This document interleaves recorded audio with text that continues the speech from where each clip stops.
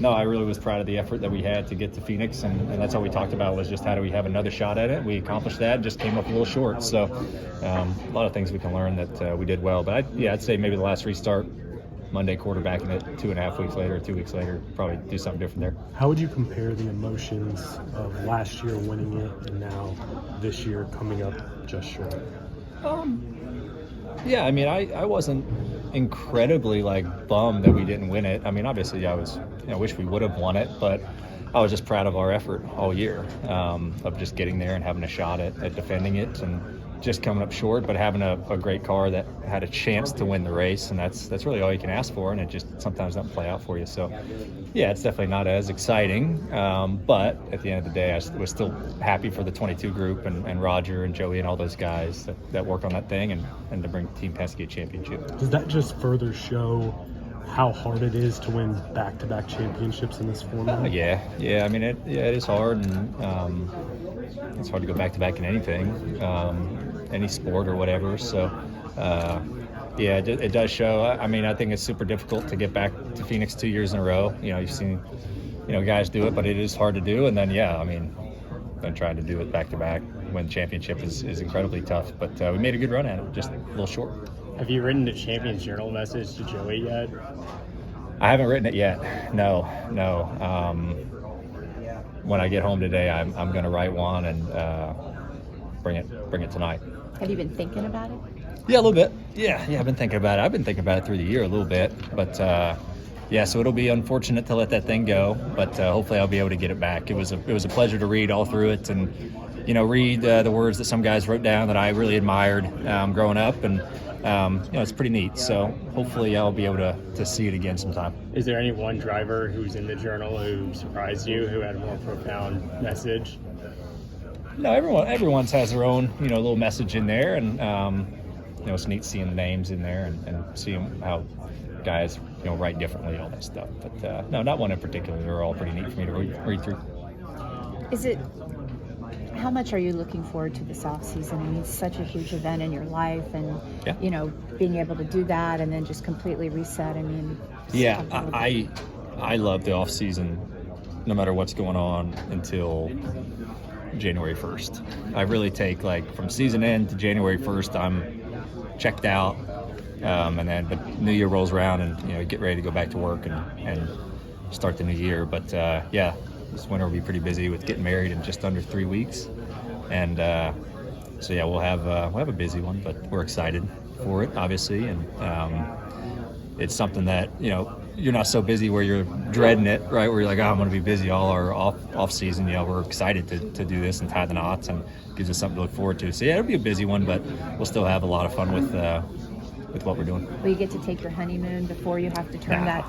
Unfortunately not. So we're going to have to postpone it a little bit, but that's fun. What is your thoughts on the playoffs? What's up? What are your thoughts on the playoffs? Do you like them? Should they change? Any playoffs? I don't know. That's been a huge topic of discussion the last 2 years for some reason, and it goes in these cycles of all of a sudden the outside world and things, they want change and something different, and we got to change this up, and and I think some teams and drivers have their own opinions on it. I really don't care. Do I have my ideal playoff scenario? Yes, I think everyone does. Format, but at the end of the day, we don't make the decisions. It's whatever NASCAR wants to do, and we play by those rules, right? If the playoffs change to a different format, we'll race a different way, and whether that's through the regular season, through the playoffs, teams race for what the playoffs are now, and if they change, teams are going to race for what the playoffs would change to. So everyone's going to adapt and adjust to it, but I guess my personal playoff opinion, ideal scenario is I don't think winners get you in anymore. I think you got to be top 16 in points. Wins would be more than 5 bonus points. They'd be 10 or 15. So it would incentivize winning in the regular season. The regular season champ is 30 points. You got your 16 guys run 5 races, cut the bottom 8, and then you got 8 drivers for 5 races to the end. So I don't know, that's kind of my ideal one, but there's all these little things. I would like to see a group of races to end the year, to where you're not going to have anyone run away with it in 3 to 5 races, and you're still going to have some really good competition going on. You have to be consistent. So you have to be consistent now, for sure. But yeah, I'm not like a standing on the front lines wanting this playoff thing to change. It is what it is. And but yeah, I think there's maybe tweaks they could think about. So Are you looking eight for- guys for the final. Yeah, 8, 5, whatever you really want to cut it to. But I think you have halfway, cut it off, and then you have a handful, 5 to 8 for the end. Will the holidays look any different as a married man? No. Just would be a little bit something different on my finger, and that's about it. So yeah, I don't think the holidays. I mean, they'll maybe be a little bit more special. They're always special, the holidays, when you get spending with your family and stuff. But I think getting married just before the holidays, just before Christmas. So I think it'll be neat. We'll see all the family though at the wedding, so it won't be like we're seeing them for the first time since we've tied the knot. But I think it'll be just as special as always. Are there any specific Blaney family holiday traditions that you No. guys No. nothing specific? No, we don't do anything crazy. We usually have hosted Christmas at my house the last handful of years, which has been I've enjoyed it, but I don't like the cleanup of it afterwards, which really is unfortunate. But I enjoy having all my family at the house, and I don't have to go anywhere. But it's just a double-edged sword. But no traditions. No traditions. With how much travel there is all year, is it a welcome change to have the banquet here in Charlotte? Yeah, I don't really mind. I mean, I've been a part of it from Charlotte to Vegas to Nashville, and I enjoyed Nashville just because I have a lot of buddies who live there, and I love the scene of it, and the music side of it. But yeah, being here, nice drive back and forth. I'll go home and then get changed and get ready to go. But yeah, it just kind of depends. It is nice. I don't know if you guys think it's nicer being here. You don't have to fly anywhere, but yeah, I don't really mind it. Preach it. Yeah, don't really mind. What do you remember about racing at Bowman Gray? I raced there twice, in a Bandolero and a Legend car, and my one vivid I won in the Bandolero when I was like 9, 10, and my one vivid memory was I had a kid that was younger than me flipping me off over the barrier when I was 10 and he was probably 7, and he was just doing what his parents did. I don't think he didn't like me or nothing. He didn't know who I was. This is what we do. So I vividly remember that going down the front stretch, and hopefully we'll see a few more when we go back there at the Clash. I bet you will. Will the guys who have raced Teams, you watched the Cleveland Browns win last night, right? Like, what are they playing for? Like, they've got no chance to make the playoffs, but those moments where they win in that type of scenario is something they rally for, and that's what our team did this year, and really, really proud of that. Noah Gregson during the Phoenix weekend said that you guys, there was a whole bunch of you guys kind of splitting house for that next week afterward. What was that like? But also the importance of that friend group and kind of that fraternity of drivers that exists, being able to race as hard as you do with one another and still being able to go get a drink with each other afterward as well. Yeah, it's fun. We've all been in like the same friend group since we were like 14, right? And all came up racing against each other and have for a long time, and we've all had our moments where we don't like each other. Like me and Noah fought each other, and now we're friends, right? And we're friends before that, and they're friends after that. And I think it just shows, level of, like you said, there's a fraternity there, and we all came up through the same routes together, race each other, and then just get along good. We're all just friends, right? But then when the helmet turns on, we race each other really, really, really hard, and obviously to the point where we'll fight each other as well. But that's kind of the cool thing about our friend group is I see a lot of fans think about today's generation of drivers and think, oh, they're just all friends and they don't race as hard as they used to. No chance. I can promise you we race each other harder, and I can think off the top of my head the amount of times me and Todd Gilliland have ran into each other, or me and Noah, having our fight or racing really hard, or it's just something that's special about that group that we can all do that and then go be friends afterwards is really, really fun. Sorry, go ahead. You're winning at Daytona. Could you say it was maybe the biggest upset of the year? Also one of the best finishes of the year. How do you look back and process that victory? For sure, on paper, probably one of the biggest upsets, right? I mean, there's no denying that, where we were in points, where we had been all year. But in my head, I kind of knew we had a good chance to win that race going in because we'd been fast on those type of racetracks year in and year out. going back to my first Daytona 500, I flipped leading, but I was leading. So, I've had a lot of moments like that. I led the Daytona 500 late multiple times.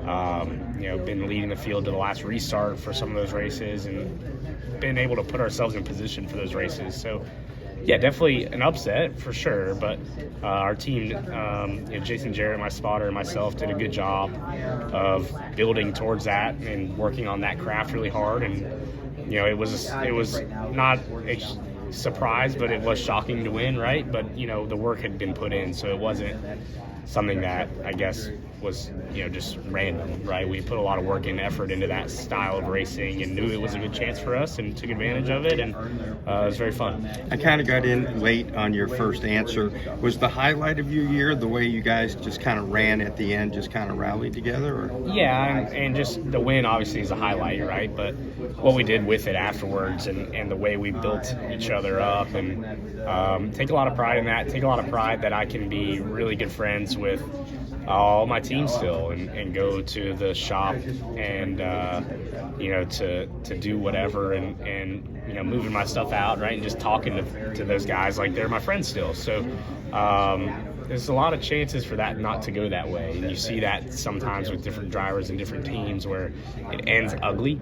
I'm proud of our team for not getting that way, and if I see Jeremy Boland's around, who's going to be with Brad next year, see him around, high five, give him a hug, right, or any of those guys, Grant, our engineer, who stepped in when Jeremy had to step away, all that group, the way they rallied around me and the hardest time of my life, and I rallied around them, is special and hard to replicate. Looking back, how fulfilling was it for you to give away 100 before the Wood Brothers? Being able to leave there knowing that you weren't getting that way. For sure. Very, very, very much so fulfilling. Obviously wanted to do more sooner. I really think if I run the way I do the last half of this season earlier, I keep my job. And that's part of racing. It's performing when it matters and performing early enough to, before silly season starts, right? I mean, that's just the way of the business. And, with that, now I can leave knowing that my main goal when I got hired was to win a cup race with the Wood Brothers. And so to check that off the box is really cool. To do it at Daytona, to do it with the group like I've talked about over and over again. It's hard to beat that stuff that I, as a competitor, I live for that. And I can leave there, not feeling satisfied, but feeling partially satisfied, I guess, with that win for sure. When you think about silly season and next year, you're going to be at AM racing. Mm-hmm. When does that preparation begin for you? Is it something you just do from one season to the next? Some people are like, I'd take some time off and do different things. What does that look like for you when you actually get dialed back into that opportunity? Yeah, I've already been in the shop multiple times and getting my seat fit and working with my crew chief next year, Danny Eflin, who's a really, really smart guy. Hired a lot of really good people. It's been fun. I've been a pretty big part of trying to build that team, and they look to me as a guy who has experience in having raced for Kyle Busch Motorsports, Joe Gibbs Racing, the Wood Brothers, in alliance with Team Penske. So I get kind of all four of those teams' experience, how they run things, what they've done throughout the years. And can bring that to this young team that has the hunger to do things the right way, has the hunger to win races, and that building is starving for that, right? So for me to hopefully help bring that is a huge opportunity and one that motivates me a lot, because if we can go and win races or go and run well off the jump, that's going to matter to those people. It's going to matter more than and I've experienced this when I won races at Gibbs. It meant so much to me, so much to that group, but it was expected. If we can go and create a winning culture at AM, that is going to be really, really special, and I hope we can do it, and I know that we've got the right people to do it, so I'm excited to give it a shot. Is that something you feel like you guys can do right away? I mean, obviously that's the expectation, but they're trying to get back on track. Is that what you feel like you bring to the table? It's definitely a fresh start for both of us. I don't know, I can't say where we are. I haven't been in the cars on the racetrack yet.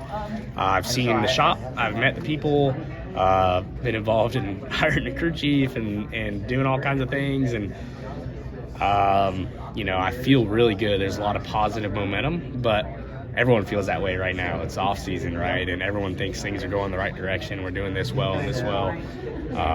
The true test comes when the year starts, and we'll find out soon enough. How closely is AM working with the other Ford teams in the series, if you know? Yeah, I think as closely as we can, right? And trying to use that relationship with Ford that I've built as well, and have a lot of great friends there.